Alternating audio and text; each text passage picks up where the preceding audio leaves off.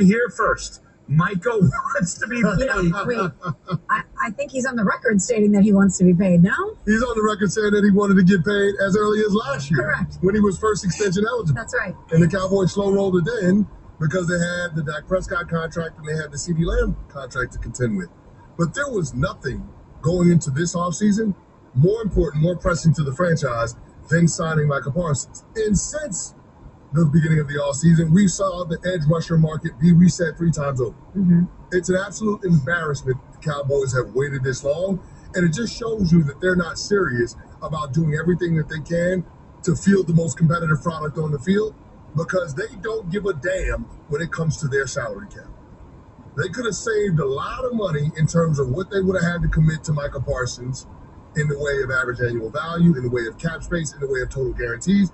And they threw all of that away in the interest of being able to generate headlines by keeping these protracted negotiations ongoing into the start of training camp. So when we start having the conversation about whether or not we should take the Dallas Cowboys seriously as a dark horse contending team in the NFC, I have to laugh at it, because the owner is not prioritizing winning on the field as the most important thing. But if that's the case, then why do so many players still want to be there? Because, yes, you're going to get paid. Yes, being a member of the Dallas Cowboys is far-reaching beyond your playing career, as you've illustrated. But for some of these guys, at some point, don't they want to win? You're sacrificing your body, your health, blood, sweat, tears into the ultimate goal, which is to win. And if the top of the food chain isn't prioritizing that, and you're looking at 3 decades worth of not even getting to the conference championship game, at some point, one of these stars is going to say, I want to win. And this is not an environment that breeds that. Playing for the Dallas Cowboys is the win. I'm fortunate enough to have the experience of winning a championship, and I'm fortunate enough to have the experience of playing for the Dallas Cowboys. And what I can tell you is this. The year we won the Super Bowl in 2011, that following year, treated like a king throughout the city of New York. I still get acknowledgement in the streets of New York as a Super Bowl winner. People always say thank you for the championship. That treatment pales in comparison to how I was treated my 4 years as a Dallas Cowboy. What if you showed up today? What would it be like? You just said, you know what, I'm going to go back to Dallas for a couple of days. The wife and I are going to go on a quick getaway. We're going to go to Dallas. And you're walking around the streets of Dallas. What happens? How does that work? Like, are you still treated that way? Or do they know you now more because of this show? And they know me now more because of this show, but they also know me as the guy that left, went to a division rival, and helped them win a championship. So that answers Smalls' point about why doesn't someone call the bluff, so to speak? Because you're treated as a king forever if you don't. We announce you on our show as our resident Super Bowl champ, Correct. not as a former Dallas Cowboy. No, but we do play. I mean, I think for conversations like this, it's great for us that you have the experience you have. I'm just for these guys like a Micah Parsons, you've already been a member of the Dallas Cowboys. You've already been one of the best defensive players in the league as a member of the Dallas Cowboys. At some point, doesn't that wear on you that you're doing your part and the organization is not doing theirs? At some point, don't you want to win it all, or at least be put in a position to win it all? But you're treated like you've already won it all, is my point. And also, you're treated like that because you got to remember. That's fool's gold. You haven't done it. You haven't even gotten close. Smalls, and I'm not disagreeing with any of that. But football is king in Texas, and it doesn't get bigger than the Dallas Cowboys. It just doesn't.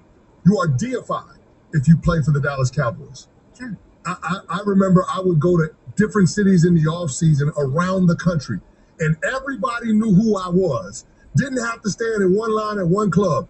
I would get in before players that played in that given city got into the club. Because you were a Cowboy. Because I was a Dallas Cowboy. The Dallas Cowboys are the Broadway of the NFL.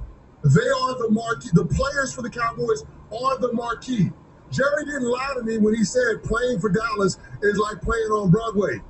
He didn't. It's the truth. But you are the stars. We're not winning It doesn't any get bigger Tonys. than that.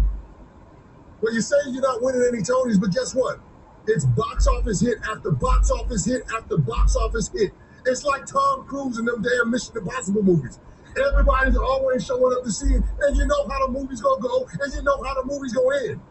it literally is the same conversation as we had about Happy Gilmore too. It doesn't matter if it's good. Everyone's gonna watch it. And Sandler could make a third. And Jerry could run it back next year and do the same thing with whoever's up next year as the star player that's waiting for a contract that he waits to the last minute. Lance Darlington said $7 million a year is what he's cost them. our sales and marketing team would turn down $7 million a year for the advertising that the Cowboys get on our air every year. I got to say this, Ev.